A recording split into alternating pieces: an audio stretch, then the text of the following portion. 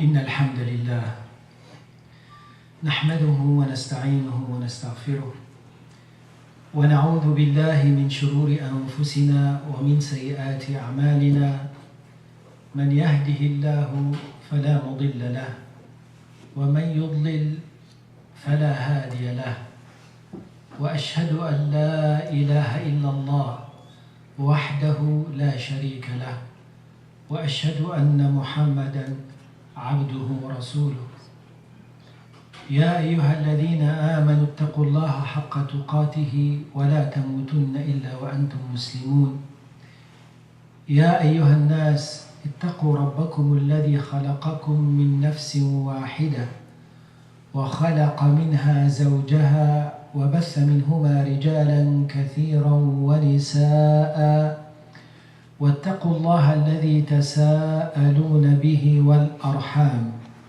إن الله كان عليكم رقيبا يا أيها الذين آمنوا اتقوا الله وقولوا قولا سديدا يصلح لكم أعمالكم ويغفر لكم ذنوبكم ومن يطع الله ورسوله فقد فاز فوزا عظيما أما بعد فإن أصدق الحديث كتاب الله تعالى وأحسن الهدي هدي محمد صلى الله عليه وسلم وشر الأمور محدثاتها وكل محدثة بدعة وكل بدعة ضلالة وكل ضلالة في النار. Allah subhanahu wa ta'ala has sunan on earth. Sunan meaning ways that are permanent on earth, that does not change. And from these sunans, a physical sunan that we see it, a rhythm that does not have a change to it. The sun that rises from the east, we can measure the day with the sun. And we expect the sun tomorrow will rise at a certain time, and that is a specific time. And then the following day it will change a little bit to a slight different time. And a place, it will rises from a certain place and sits in a certain place that is determined by Allah subhanahu wa ta'ala. This is the sunan of al-khalq, the sunan of the creation that Allah created. Allah subhanahu wa ta'ala created Isa alayhi salam without the means by saying be and he was, kun fayakun. So the means were not taken for a husband and wife to meet and have a child, to conceive a child. Isa alayhi salam was conceived without a father, so Allah subhanahu wa ta'ala told him to be, and he was. Now he is in the womb of his mother. He will go through the sunan of Allah subhanahu wa ta'ala in the creation. Will be through a few months in the womb of his mother, determined month, and then he will be delivered, he will be a baby, he will grow up and so forth. And from the sunnah of Allah subhanahu wa ta'ala, the promises of Allah and the events that happens and the cause and effect. Allah subhanahu wa ta'ala tell us about the means that we have to take. And if you take this means, if you have this conviction, if you determine to take certain means, the result will be as such. And that is sunan of Allah subhanahu wa ta'ala on earth as well. And does not have any change to it. So Allah subhanahu wa ta'ala says, وَإِن تَنْصُرُوا اللَّهَ يَنْصُرُكُمْ إِن تَنْصُرُوا اللَّهَ يَنْصُرْكُمْ وَيُثَبِّتْ أَقْدَامَكُمْ. That if you give Allah victory, Allah will give you victory. This is the sunnah of Allah on earth. This is the way of al-haqq that never changes. When you give victory to Allah, Allah will give you victory. So the victory is to be on the path of Allah, to follow the path of Allah, and to hold on to it, and pass the tests that Allah will put you through it, and at the end the victory of Allah will be there. And the victory of Allah will be there not through the action that you have taken in a way of means, meaning you take steps and the result is going to be determined according to the steps we are taking. No. It will be given by Allah, not achieved by us, but it is deserved by us when we reach the level that Allah is pleased with us. So when we follow Allah and His Messenger sallallahu alaihi wasallam and determined to follow, then Allah subhanahu wa ta'ala will give us the result. We will not achieve the results. So Rasulullah sallallahu alayhi wasallam came to Quraysh and came to mankind in Mecca and tell them to worship Allah and Allah alone, and some did and some did not. So to follow Rasulullah sallallahu alayhi wasallam is to leave the idols. La ilaha, there is no God, negation first. Illallah, except Allah, that is confirmation, only Allah. So leaving the idols and the way of the old, it took an effort, and that was the test at that time, to go through this effort of the norm of the environment that they were in. And there were some of those who could not let go of it, and they had the best of manners. They had very good manners. They were admired in the communities. Abu Talib, the uncle of Rasulullah sallallahu alaihi wasallam, was a man that was admired by the community and took care of Rasulullah sallallahu alaihi wasallam, protected him and so forth. But he could not take that leap. He could not let go and hold on. Okay, he could not let go with the idols and hold on to La ilaha illallah, to worship Allah and Allah alone. So that did not help him any. But those who did, and that's the point, those who did, they had to be tested. So they were tortured. They were boycotted in the Sha'b ibn Abi Talib, an area that they had to go to it, and they were boycotted by Quraysh. So now they had to do this work. They had to hold on, does not matter what the punishment is. So there was no food, very little food that would be smuggled to them there. There was no relationship between the community and them. And it was like this for close to 3 years. So even Quraysh, they made it official. They made it official. They made it legal by today's term. So they drafted a document. In that document are the terms of the boycott, that you do not deal with them, basically anything and everything, nothing. And there's penalty for those who do so. And this document was written, drafted and written, and put inside the Kaaba. It was like something that is the official of all officials of Mecca. They documented this, and it was known, and the matter was done. So what happened to the companions? They had to practice patience. So what did they have to do actively? Actively. They had to hold on to what Allah has given them and learn the Quran and Sunnah and implement and be patient. Be patient on the difficulties that they are going through. That's all. After all these years of being in such difficult time, hard to have any food, as one companion said, I was walking one night and my foot stepped on something soft. I took it and I ate it, and I don't know what I ate. It's just because it's something moist, and he's very hungry, and he used to say we go to the leaves of trees and dry it and grind it and just eat it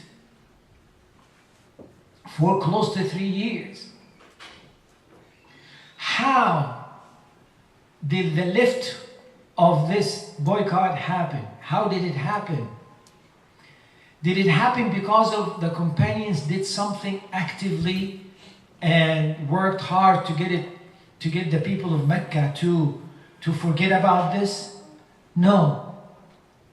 Allah subhanahu wa ta'ala fulfilled the promise that He promised Rasulullah sallallahu alayhi wa sallam and the companions with.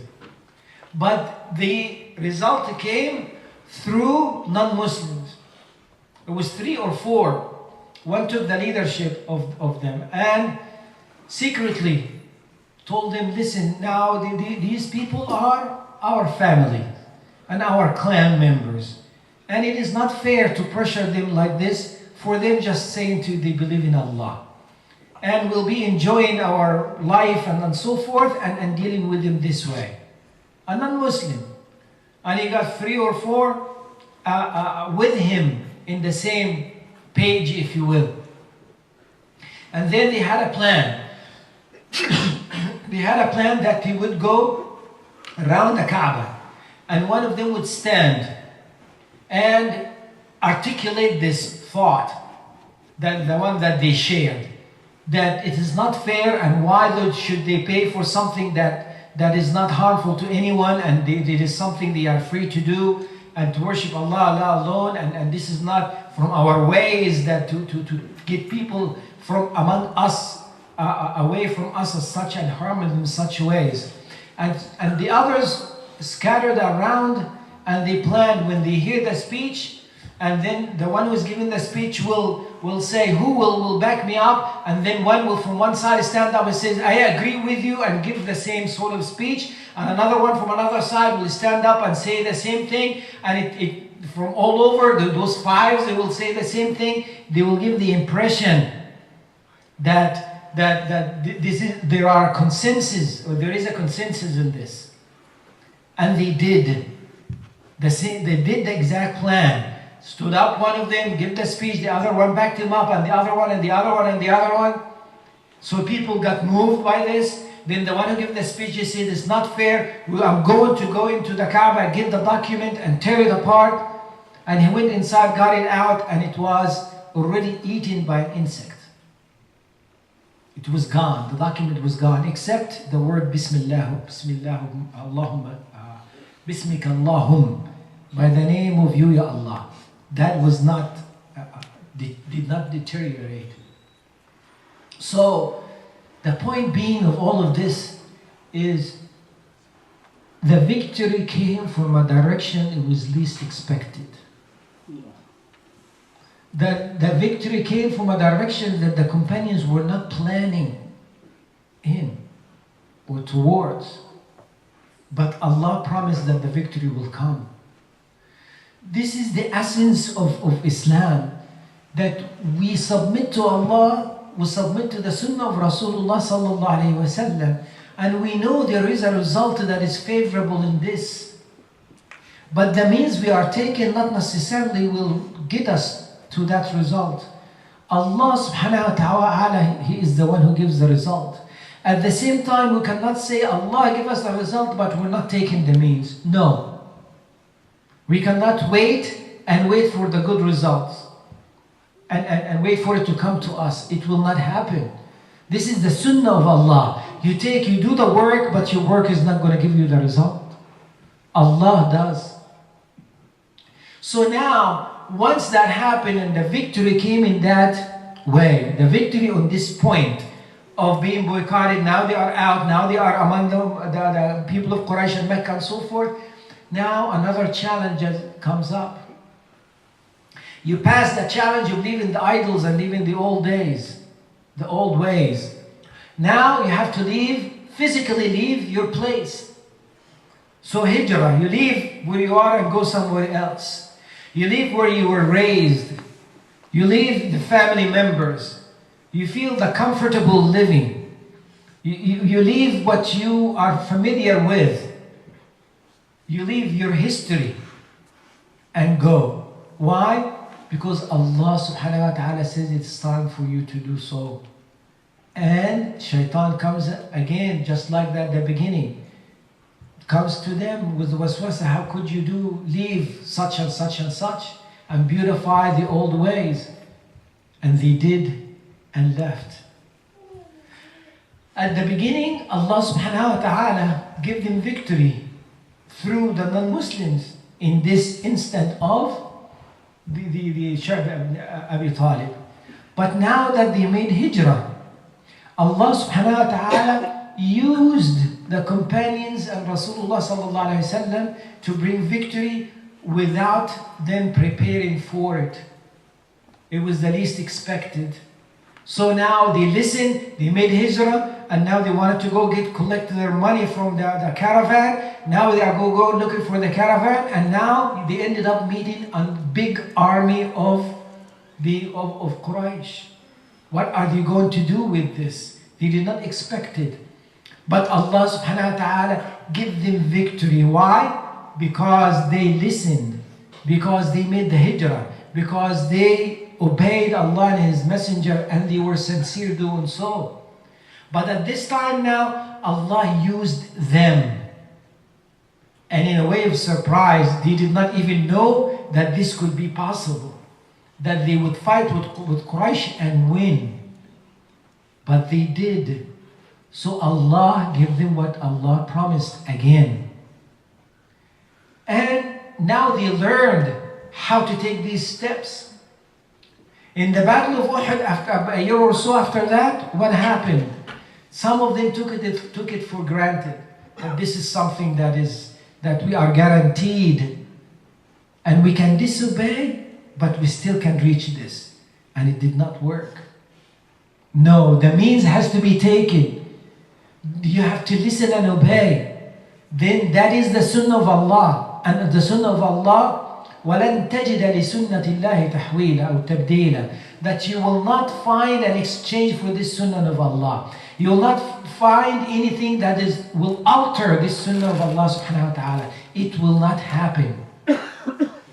So when the companions disobeyed a little, in some of them, when Rasulullah told them not to move from the rock, this rock, and so forth, and keep it, even if we win or even if we lose, we should not move. And they did, looking after the bounty or the spoils of war.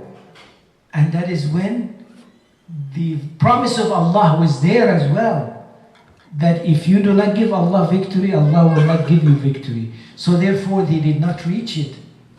Even though Rasulullah sallallahu alayhi wasallam was among them, even Rasulullah sallallahu alayhi wasallam was the leader of the army, but that did not happen. Why? Because the sunnah of Allah is still there. The sunnah of Allah subhanahu wa ta'ala is still there. You did not obey, you're not going to get the promise. And that is a promise. The promise is you're not going to reach that promise, because the one who receives it from Allah is the one who deserves it, and they didn't at that moment. But once they went back and they admitted their fault and went back to the path of Allah subhanahu wa ta'ala and repented, one day later they went out again and Allah gives them victory. The victory came very quickly, very quickly. And in our lives, in our history of Islam, we find this. We find this rhythm that will never change. That will never change. Even as individuals. Even as individuals. You take this promise and implement it individually. When we are not obeying Allah as individuals, and then decide that now we have to work in the path of Allah, what happens? You have to get away from what you are disobeying with. That which takes away from the path of Allah, that is the way of the society, the way of how everything is, how that it is normal around and so forth. It takes an effort to boycott all of this. It takes an effort to isolate yourself from these harams. It takes a lot of effort.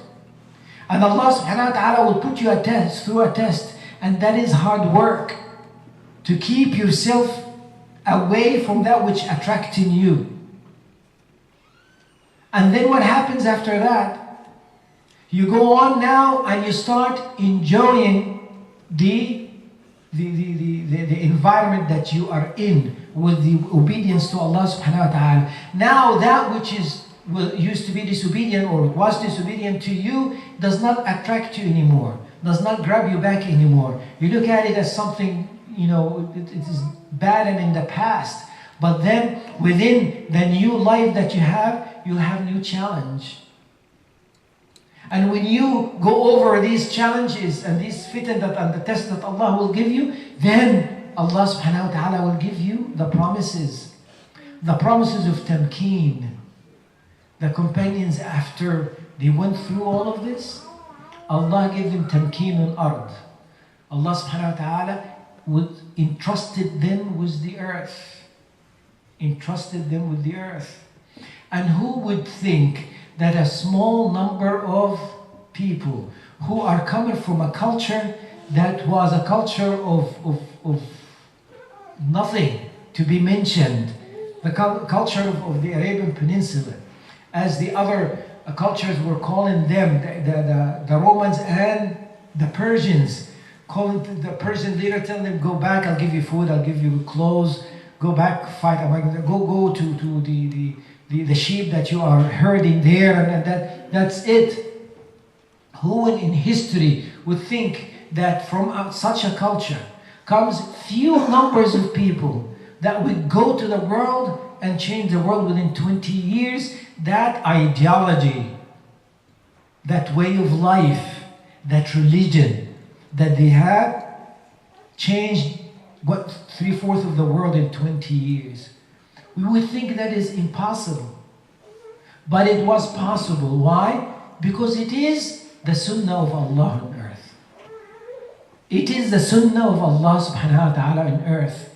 You reach that level and you keep doing the work of Allah, you resist the old and come to the obedience, we'll test you, you keep holding on, we'll give you what we promise. Now we're going to challenge you more, Allah subhanahu wa ta'ala will challenge us more, and we'll keep holding on, Allah will give us the next promise. Until at the end, Allah subhanahu wa ta'ala will give us the ultimate promise, which is the tamkeen on earth, and the greater promise in Jannah, inshallah. That is the way. And we cannot, when we look at this trend in our history, how does it happen? Every time we are tested and we fail the test, a period of time passes until we train ourselves and go back to studying again, and so we can pass the test. So how far are we from the way of Allah subhanahu wa ta'ala, Rasulullah sallallahu alaihi wasallam? If we are very far, then the wait will be very long because we have to do a lot of work. If the companions, they did something and in one day they came back, it was a very short period of time because they corrected the wrong right away. We have a lot of wrong that's going on among us in the whole world, the Muslimin in the world, with all the great number that we have and the little difference that we are making. And the companions were a small number that they had and a great difference that they made. So when the Crusaders came and was able to take great land of Muslimin and take Bayt al-Maqdis, what happened? Take Palestine and Bayt al-Maqdis. We must have been very far away from the way of Allah and the Sunnah of Rasulullah sallallahu alaihi wasallam. Otherwise, this wouldn't have happened. And this, when it did happen, how long did it take us to go back to the drawing board?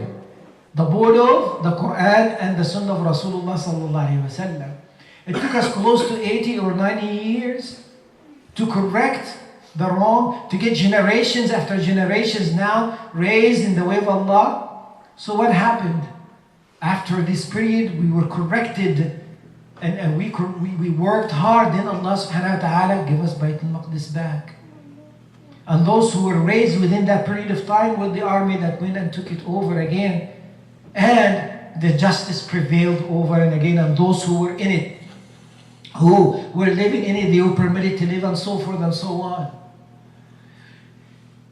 Only a year and a half or 2 years ago, we thought the Arab Spring, as it's called, is going to change this, is going to change that, and so forth. And what happens today? Allah subhanahu wa ta'ala is testing us and pushing us so hard. Do you mean what you say? And many of us didn't really mean it. And those who know the details of what's going on in Egypt and other Muslim countries now, you see the divisions that fit and separating people within families. And that is the sunnah of Allah. That is the sunnah of Allah. Do you think that you'll reach victory without going through the test? Do you think you'll reach Jannah? أم حسبتم أن تدخلوا الجنة ولما يعلم الله الذين جاهدوا منكم ويعلم الصابرين? Do you think you will enter Jannah without Allah showing, knows and shows that those who are making jihad and those who are practicing patience? No, this is the point in our history now. Which camp are you in? Are you going to struggle in the way of Allah? Are you going to be patient and hold on to what you have? Or are you going to take it easy and go to that which seems easier? To the point that Muslims are being slaughtered. And children are being slaughtered. And women are being slaughtered. Literally slaughtered. Okay? If you see what's going on and so forth, that is the sunnah of Allah subhanahu wa ta'ala. And when we look at this, we know what is coming. We know what is coming. What is coming? Those who last at the end. It will be the number that Allah subhanahu wa ta'ala sees them as worthy of victory. Allah will give them the victory. But they have to deserve it. They have to practice patience and hold on and not let go. Then how it is going to come back, how victory is going to come back, it is the promise of Allah. You can get it from a direction that you never thought it will come from, but it will come.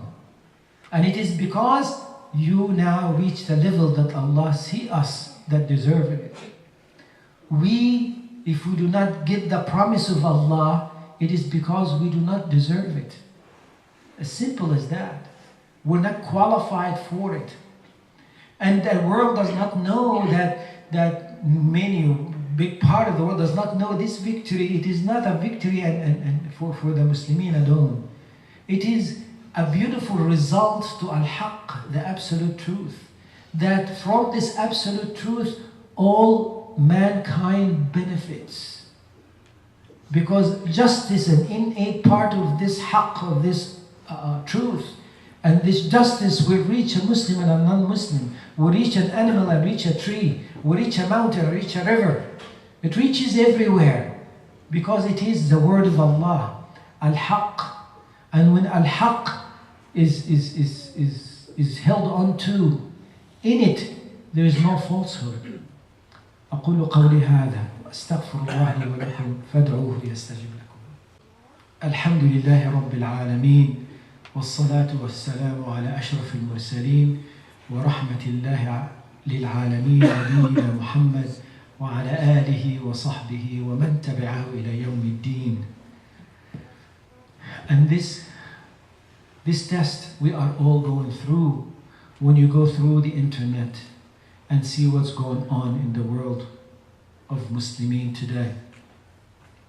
All the conflicts on earth today are happening in Muslim lands, from Egypt to or the Middle East, as it's called. I don't know exactly why Middle East, the Muslim world, the Arab world, the Far East, and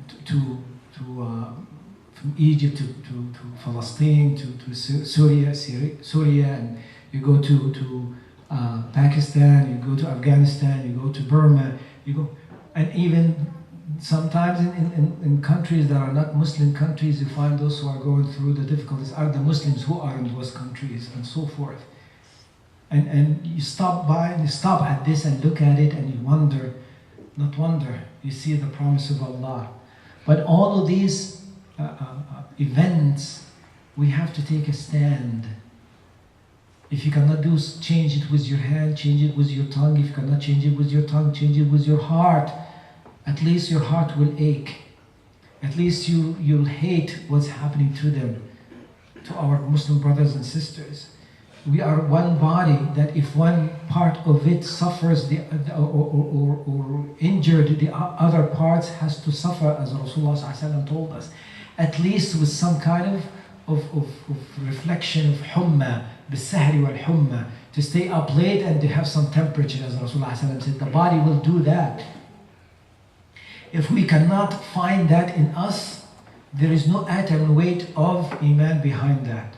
This is what Rasulullah ﷺ tells us. There is no atom weight of Iman behind this. So, there are from among us, in Muslimin all over, some who will not find an atom weight of Iman, and some, this atom weight will be there and the ache will be there. Second is to find out what we are feeling in. And to find out what we are feeling in, we have to study the book that we're going to be tested and we are tested in. If we do not study the book, the Quran and Sunnah, you will not even know that you are being tested. Okay? So it's a time for self-examination. What is it that we are doing wrong that we have to fix? What is not our fault that we have to do something about it? Because the disobedience that we have in here meaning very far from the difficulties of the Muslim going through, it is affecting them. It has something to do with them.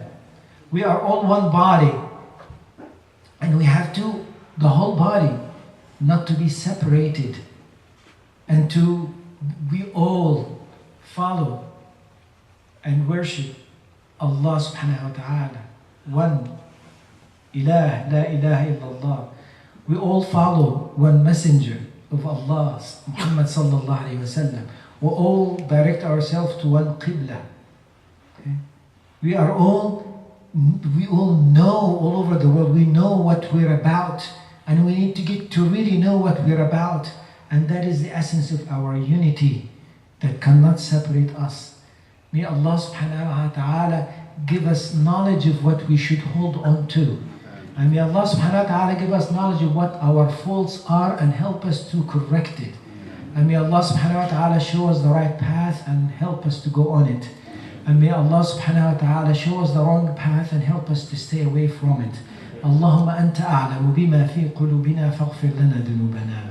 اللهم أنت أعلم بحاجتنا منا فاقضها لنا. اللهم أنت أعلم بسرنا وعلانيتنا فتقبل معذرتنا. وصل اللهم على سيدنا محمد وعلى آله وصحبه أجمعين. وقوموا إلى صلاتكم يرحمكم.